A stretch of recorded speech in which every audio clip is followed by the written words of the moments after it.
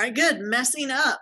I like that answer because failure to fail is just our first attempt at learning.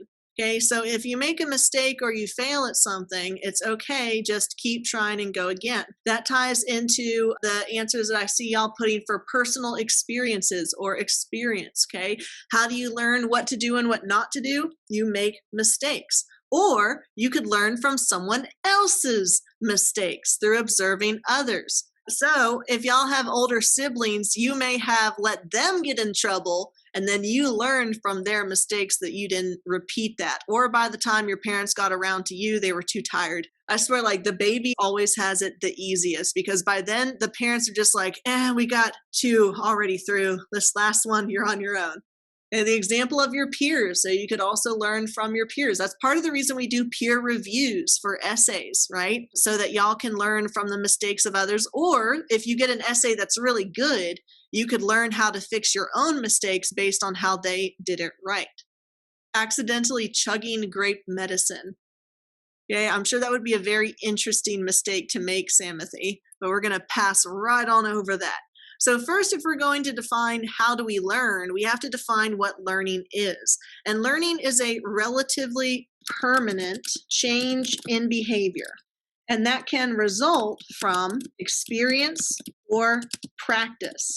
So y'all have listed experience in the chat for a way that we learn things, but what about practice? Those of you who are athletes, how do you learn how to play your sport?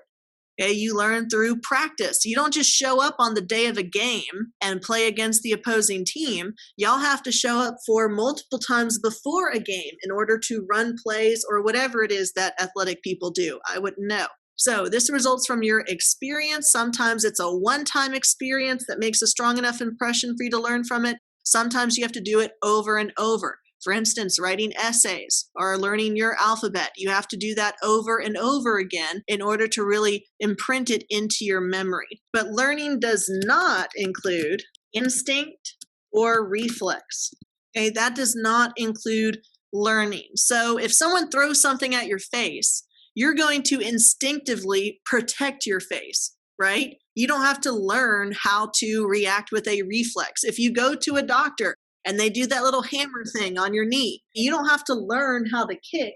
You automatically do that. Or if you're a baby, you don't have to learn how to wrap your hand completely around someone else's finger. You just instinctively do that. It's a part of your survival instinct. So don't confuse learning with instinct or reflexes. So when we talk about certain animals like spiders or geese, things that they do instinctively aren't things that they have to observe others doing. Like a spider doesn't watch another spider build a web and think, aha, I'm going to do what they did. Or same with geese. They don't just see a bunch of other geese flying south and they're like, well, I don't want to be the only one left in the north and then follow along, right? It's something that's instinctual. This also ties very closely to behaviorism. You may remember that under behaviorism, we studied the tabula rasa, those early philosophers prior to the emergence of psychology as a science. John Locke, under the tabula rasa, said that everyone's born with a blank slate. How do we write upon that slate? Through experiences. A baby learns how to talk or how to walk through those experiences being written on their tabula rasa. And so the behaviors are going to be a very big part of this unit. So there are some videos throughout this unit that I would encourage y'all to watch that are in the lecture series, but we're not going to watch many of them in class. There are going to be a few that we watch, but not a great number of them. So the type of learning that we're looking at is associative learning. Associative means that things are associated together or they are linked. Both classical and operant conditioning are types of associative learning. With classical conditioning, remember that it is involuntary behavior. So that's going to include like fear or salivation. It's not something that you decide to do. Like with little Albert, John Watson pairs the fear of a white rat with a loud noise so that every time little Albert sees something white and furry, he responds with that same involuntary behavior of fear. Whereas operant, think of operant as you are operating, as in you are making decisions. That's going to deal with voluntary behavior. That's where we're going to get reinforcement in punishment. Okay, so if your parents want you to study more, you make the conscious decision to study, so that would fall under operant conditioning. You don't just involuntarily, accidentally study, right? Although some of you are like, yeah, no, I involuntarily study all the time.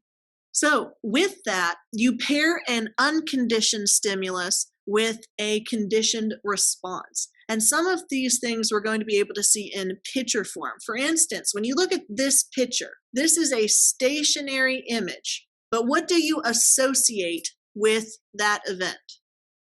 A pop. Good, Sam. So you can hear this image.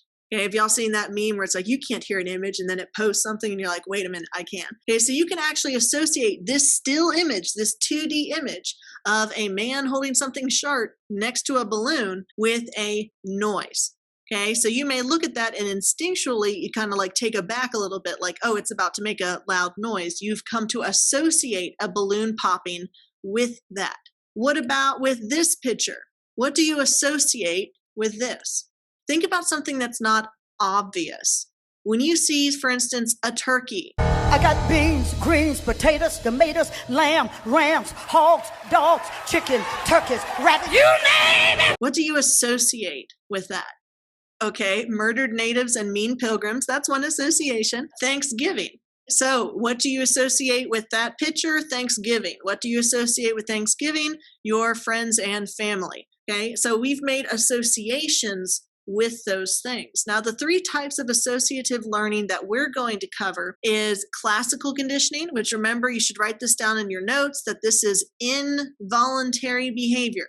Classical conditioning, this is by association or consequence with involuntary behavior. Okay, so salivation or fear.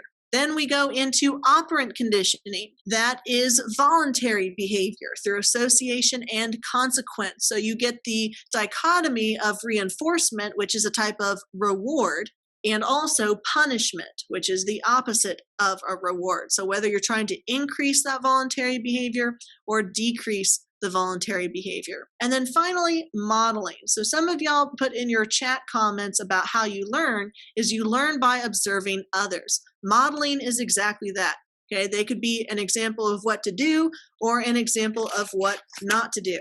Y'all may be familiar with the comedy show The Office. And within The Office, there's actually an episode where Jim Halpert actually classically conditions Dwight Schrute. Okay, remember that with classical conditioning, we're dealing with involuntary behavior. So while we watch this short clip from The Office, I want y'all to keep that in mind. I want you to look for what is the involuntary behavior that Dwight Schrute is doing in response to this classical conditioning. And with this, we're going to start identifying some important key terms within classical conditioning. There's going to be the UCS, which is the unconditioned stimulus, the UCR, which is the unconditioned response, the neutral stimulus, the conditioned stimulus, and the conditioned response. So we're going to identify each of those in this video once we finish watching it. So if we're looking at that as a concept of classical conditioning, what was the involuntary behavior that Jim trained Dwight into doing? Reaching his hand out for a minute. Now that's a voluntary behavior. Oh, no. You choose to reach your hand out. So what did he say at the very end was happening with his mouth? Started tasting nasty. Exactly. It started tasting weird. So in order to make this easier, we're just going to associate it with salivation. So looking back in the chat at those terms that I gave y'all, the UCS, the UCR, the NS, the CS, and the CR, we're going to identify what in this video was the unconditioned stimulus, the unconditioned response, the neutral stimulus, the conditioned stimulus, and the conditioned response. So what these terms mean is an unconditioned stimulus is a stimulus that causes a response that you already know. If I put a McRib in front of you, you don't have to learn that the McRib is delicious, right? Some of you are like, no, it's bad. It's bad. It's like, not now, McRib. 2020 is already bad enough. But if I put really good smelling food in front of you, you don't have to learn how to be hungry. You're just naturally going to want to eat the McRib. So you pair the unconditioned stimulus with something that elicits a response automatically. So when I put food in front of you, that's the stimulus. And your automatic response that you don't have to learn, it's just natural, is you being hungry. So what was the unconditioned stimulus in this video? And what was Dwight's response to that stimulus that he didn't have to learn? It was just naturally occurring. What was presented to him? Wasn't it a mint? It was a mint. It was the Altoid. Okay, Jim gave him the Altoid. That is your unconditioned stimulus. Now, what happens to y'all's mouth when you eat an Altoid or a mint? I at least start to salivate. So your unconditioned stimulus is the mint, the Altoid, and your unconditioned response, which is your response to the Altoid, is salivation. Now, Jim is going to pair something completely unrelated with that mint. That's the neutral stimulus. What does Jim pair with the mint? Every time he gives Dwight a mint, he pairs what with it? The sound on the computer. Good, the computer rebooting noise. Notice how he gave the mint very quickly after the computer rebooted. That's called contiguity. If you want to make acquisition happen faster with a subject, you need to pair the UCS with the NS very closely together in time. So it wasn't like the computer booted up and then 30 seconds later, he gave him the mint. It was as soon as the computer rebooted, he handed him the Altoid. Okay, so you want to get those two as closely together as possible in order to make what's known as acquisition, which is when they learn to associate the neutral stimulus with the unconditioned stimulus. Eventually, once you pair that neutral stimulus enough times with the UCS, it becomes the conditioned stimulus. The neutral stimulus replaces it. So the conditioned stimulus is the computer noise. So I need y'all to write in your notes that the NS equals the CS. The neutral stimulus is always going to be the conditioned stimulus. It remains the same. So now instead of an Altoid making Dwight's mouth taste bad, now the computer noise is going to make his mouth taste bad. So now our unconditioned response becomes the conditioned response. That's another thing you need to write. Make sure you know which ones remain the same over time. The neutral stimulus becomes the conditioned stimulus after you pair it enough times with the UCS. The response is always going to be the same. First, their response to the Altoid was salivation, then they're going to associate it instead with a computer noise. So CR equals UCR. They remain the same. So who discovered this? It wasn't Jim Halpert. It was Ivan Pavlov. And he didn't discover this with humans. Instead, he discovered this with dogs. What had happened was Ivan Pavlov had originally been studying dogs, not for classical conditioning or for learning, but instead he had been studying their spit. He had been studying the role that salivation plays on digestion, which it turns out there is a role. But while doing that, he had to hook up these dogs in such a way for him to collect their spit in order to study how spit helped with digestion. Now, as a byproduct of that, he discovered that whenever he arrived to give the dogs food in order to start the digestion, they would start to salivate. So he's trying to collect their spit, but he discovers that when he starts showing up, they start going ahead and salivating before he's put any food out. So he's like, why is it that these dogs during these trials start salivating before I even give them the food? And so he became interested in this side quest, basically. And he wanted to discover why these dogs were salivating at the wrong time. And that's because they had made acquisition. They had been classically conditioned to associate the researchers with food. So now, whenever the researchers showed up, they knew, oh, that means food time, and they would start an involuntary behavior, the involuntary behavior of salivation. So if you're looking for a definition of classical conditioning, a type of learning that links a neutral stimulus to another stimulus that evokes an involuntary response. And if you want to see this in action, there is a video that shows these dogs in the midst of this experiment. Pavlov, a noted Russian scientist, won the Nobel Prize for Physiology and Medicine in 1904. As this original footage shows, Pavlov was initially interested in digestion and the action of the salivary glands. By diverting the saliva of dogs into test tubes, he could precisely measure if and how much they salivated during digestion. When food was presented, the dog salivated quickly, an inherited salivary reflex. But over repeated testings, a strange thing happened. The dog salivated before contact with the food. Just the sight of the food was enough to stimulate their drooling. Then, just seeing the food dish, or even hearing the footsteps of Pavlov or his assistants, was enough to trigger this built-in reflex. Pavlov decided to find out by systematically varying the stimuli and measuring the dog's reaction. Metronomes, lights, and bells were all used as stimuli, and they all worked as stand-ins for the food. What mattered was not the kind of stimulus that was used, but the fact that it reliably signaled that food was on the way. Pavlov had discovered a fundamental type of learning called classical conditioning. An original stimulus elicits an automatic, unlearned response. Both stimulus and response happen naturally. They are unconditioned. Then a second, neutral stimulus that never elicits the unconditioned response by itself is introduced just before the presentation of the original stimulus.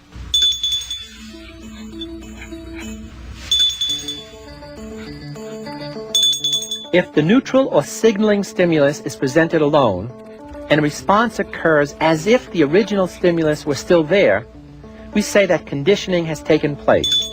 The arbitrary neutral stimulus becomes a conditioned stimulus. The reverse is also true. Pavlov and others studied the extinction over time of such conditioned responses. When the subject learns that the conditioned stimulus no longer signals a desired event, the acquisition process is reversed, as the learned connection is gradually weakened. This means that virtually any sound, sight, or smell can influence the way our muscles tense or relax, our moods fluctuate, or even the way our attitudes are formed. For instance, if I say, relax, and then do this, you're going to be startled and upset. After 5 or 6 pairings of relax, just saying the word relax is going to generate a negative response rather than its usual learned reaction. So let's do with these dogs what we did with Jim and Dwight from The Office. We need to label the UCS, the UCR, the NS, the CS, and the CR. So in this experiment, the dog tastes food, the dog drools involuntarily, and then Pavlov pairs a whistle with before feeding and during feeding. So every time these dogs get fed, he rings a bell or blows a whistle. And he has to do this over and over and over again. Once the dog learns to salivate at the sound of the whistle, this is when we've reached the period of acquisition. Acquisition is when the subject has learned to pair the original stimulus with the new stimulus to elicit that involuntary response. So for this example, what is the unconditioned stimulus that Pavlov brought to the dogs? The unconditioned stimulus. Good, food. And that food elicited an unconditioned response. What was the dog's response to that food? Now remember, it has to be an involuntary response. Salivating, good, they drooled. So the unconditioned stimulus is food, and the unconditioned response is salivation. Well, what did Pavlov pair with the food? What was his neutral stimulus that was unrelated that he added in whenever he fed them? The whistle sound, good. So that whistle or that bell becomes the neutral stimulus. Now we know that the neutral stimulus is the same as the what? The CS, good. So the neutral stimulus eventually becomes a conditioned stimulus. After the period of acquisition, the dogs begin to associate the sound of the whistle with what? Food. And so now whenever the whistle blows, what is the dog's conditioned response to that whistle? They salivate because the CR is the same as the UCR. So just to recap, the unconditioned stimulus was the food. The unconditioned response to the food was drooling. Then they paired the food with a whistle. That's the neutral stimulus, until the dogs learn to associate the whistle with food time. And that means that it becomes the conditioned stimulus, resulting in the conditioned response of salivation. Now, the way to make that acquisition happen faster is through contiguity. That means you pair the whistle as close as possible to the food. You don't give the dogs the food and then 30 minutes later blow a whistle or ring a bell, because the dogs aren't going to know what that means. They're just going to think there's this random person ringing a bell. You want to make sure it's close to lunchtime as possible. Okay, and we go through the same thing. Our meal times, typically our lunchtime is around 11:30. We start to associate 11:30 with time to eat. So even if you're not hungry, you may stop and feel like, okay, I need to eat. I should be feeling hunger around this time.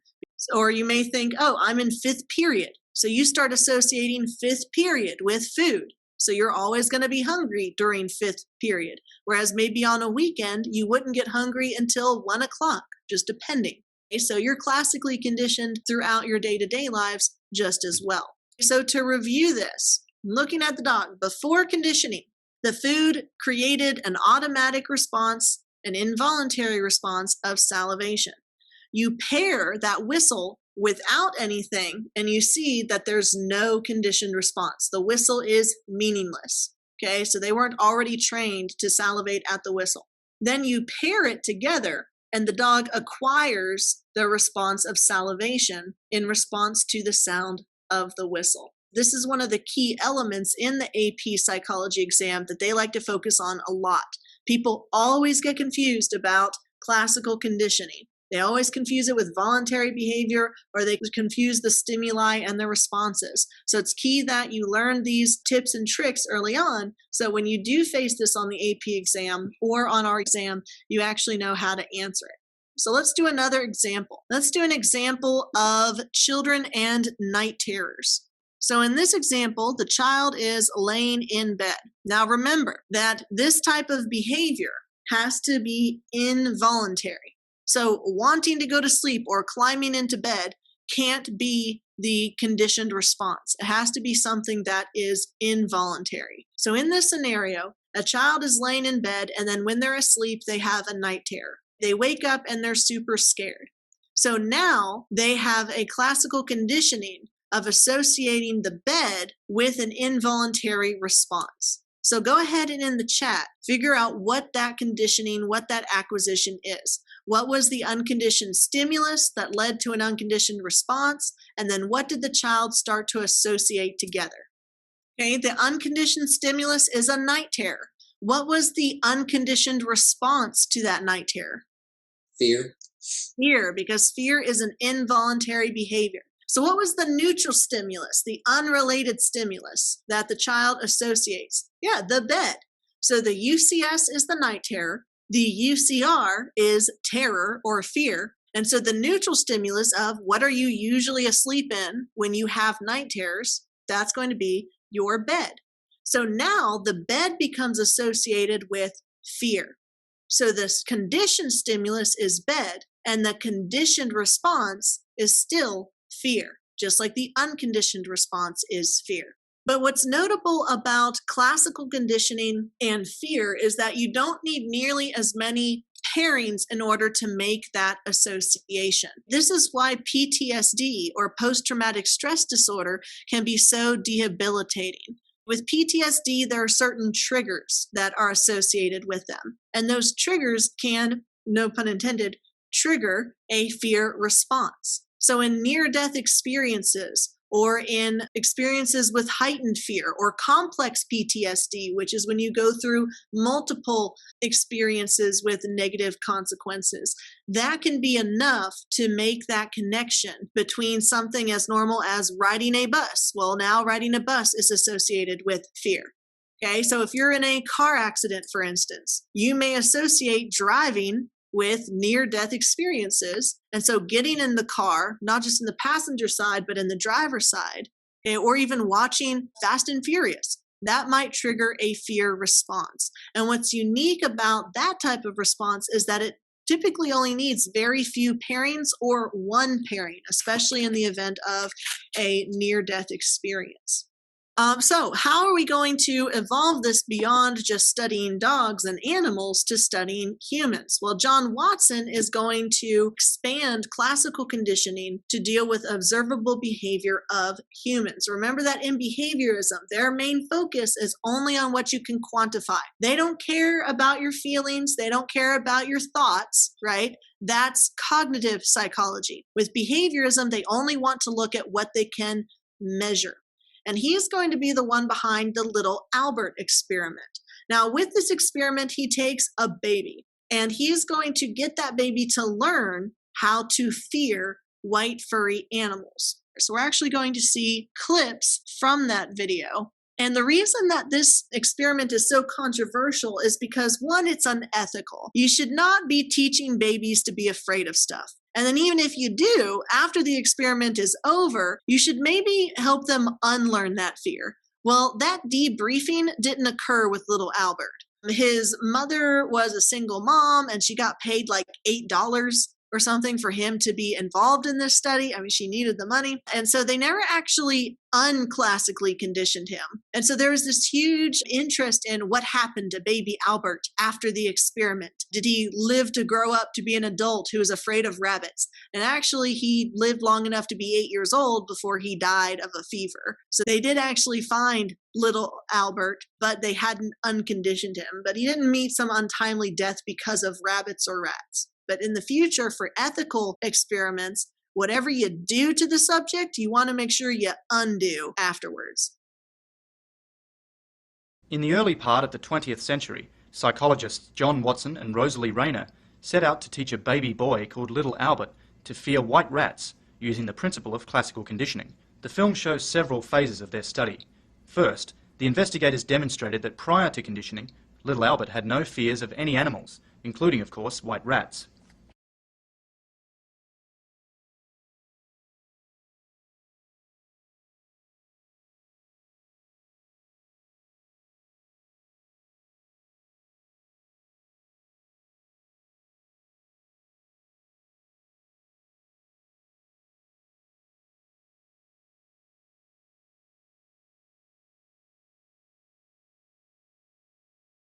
Watson and Rayner then sought to teach Albert to fear white rats through classical conditioning. In the conditioning phase of the study, which was not filmed, the investigators struck a steel bar with a hammer whenever Albert reached for a rat, making a very loud noise that greatly upset and frightened Albert. After 6 such pairings of the loud noise and the rat, it was believed that the boy had been conditioned to fear white rats. That is, Albert was now expected to react fearfully to white rats, whether the rats were paired with loud noises or not. In this next film sequence, we see Albert interacting with a white rat after the conditioning process.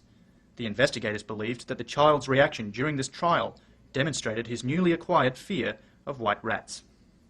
Finally, the investigators expected that little Albert's conditioned fear of white rats would generalize to stimuli that were similar in key ways to a white rat. In this film segment, they were trying to demonstrate that the child now also reacted fearfully to similar objects, such as a rabbit, a dog, a furry object, and a white mask worn by Watson himself.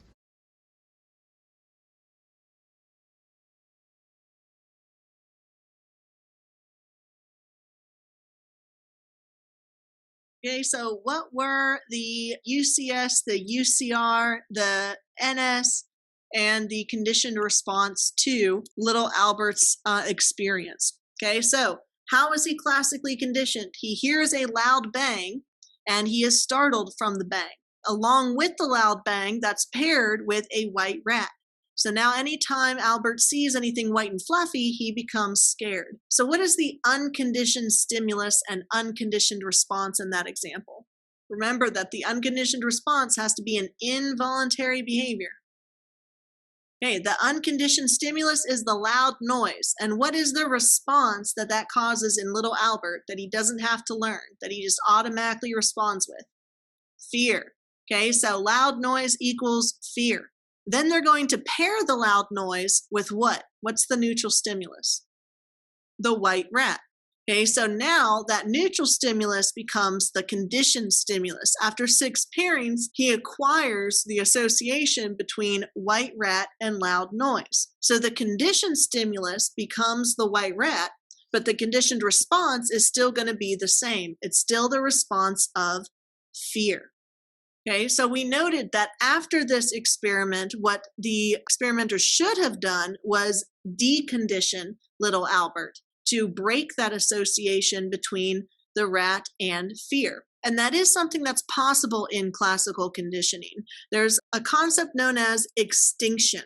And this is commonly used in therapy where they're trying to overcome fears, like phobias, for instance, like claustrophobia, which isn't the fear of Santa Claus, it's the fear of small enclosed places, right? And so in order to do that, you need to practice extinction. This is when a conditioned response no longer follows the conditioned stimulus. So what if after the experiment, John Watson had placed baby Albert with a white rat repeatedly and not made any noise? There had been 0 banging noises. Then eventually that association between white furry rat and fear would have been broken. Same thing with our example of night terrors. They had associated being in bed with nightmares. So they associated bed with fear. But what if you get to go to bed and you don't have any nightmares? Let's say you sleep through the night. Eventually, you'll break that connection between bed equals fear. Okay, same thing with obsessive compulsive disorder or various phobias. With obsessive compulsive disorder, people will have obsessive thoughts, and in order to stop them or to stop anything bad from supposedly happening, they'll act out on their compulsions, or they'll do behaviors like washing their hands multiple times or flipping a light switch multiple times because they're afraid that if they don't, something terrible will happen. Well, if you don't complete the ritual, like say you don't close the door 3 times and nothing bad happens, then you're starting to slowly break that association and thus break that compulsion. But unfortunately, after extinction occurs, you can sometimes have spontaneous recovery. So with spontaneous recovery, this is after you've undergone extinction. You've broken the association and then somehow randomly it comes back. So say that you've been in a car accident, and so now every time you get into a car, you have a panic attack. Well, let's say you've gone to therapy, you sat in the car with the therapist in the passenger side, and then they started driving around and you were cool, you were calm, you filled the gas tank, you were cool and you were calm, and then they let you drive, and you're cool and you're calm. Well, then months later, you get in the car as you're late for work or something, and panic hits you again. That's spontaneous recovery. That's when after this response has been eliminated, it somehow randomly reappears. So with our example for the night terrors, you've broken that association between the bed and fear, but let's say that randomly through the night you wake up and all of a sudden you have that fear again. Okay, you realize you're in bed. It's not that you had a night terror or anything paired together that would create that response, it's that it randomly popped up again. Now, within these associations, you can have specific responses to only that stimulus, or you can generalize your response to more than one similar stimulus. Y'all notice that with baby Albert, he wasn't just afraid of white rats. Even though he paired the white rats with fear, he actually generalized. He was not only afraid of the rat, he was afraid of bunny rabbits. He was afraid of Santa Claus. He was afraid of dogs. So that's an example of generalization. When similar stimuli, similar to the initial stimuli, elicits a similar response.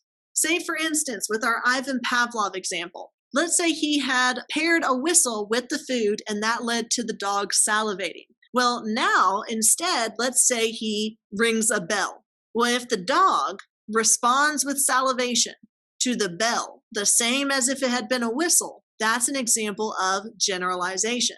Just like in our example with the fear of the car accident. If you suddenly got that fear, no matter what car you were in, it could be in your Toyota Matrix or in a Mazda or in a truck, then that's generalization. It's not the original stimulus, it's all stimulus that are similar to it that elicit that same response. Okay, so what's the opposite of that? The opposite of generalization is discrimination. This is your ability to only have the conditioned response to the stimulus that elicited it. So if baby Albert had only been afraid of white rats, but he was totally cool around teddy bears or totally cool around puppy dogs, then that would be discrimination. He was only afraid of the initial stimulus, only afraid of the white rats. Same thing with our Pavlov example. Let's say that the dogs only salivate in response to the specific whistle that was paired with the food in the first place. You could ring a bell, ring an alarm clock, none of that would give the same response. Well, then that means that they have discriminated. They're only going to salivate in response to the specific whistle and specific tone that they have been trained to respond to. This also ties to something called taste aversion. Taste aversion is a type of classical conditioning that's a little bit different because of how quickly it can occur. Say, for instance, you hate carrots. You had a bad experience with carrots, but you only dislike them raw. You can eat cooked carrots. You can eat carrots mixed with peas. But if it's a raw carrot, it's disgusting. That's discrimination. But if you hate all carrots, whether they're cooked or chopped or raw or with something or by themselves, then that's generalization. Okay, so to review, extinction is when you no longer have a conditioned response, so you've broken that link. Spontaneous recovery is when that link randomly pops up again. Generalization is when the initial stimulus and similar stimuli elicit the same response. And discrimination is when you are able to determine which is the stimulus you're supposed to respond to and how other similar stimuli aren't supposed to elicit that same response.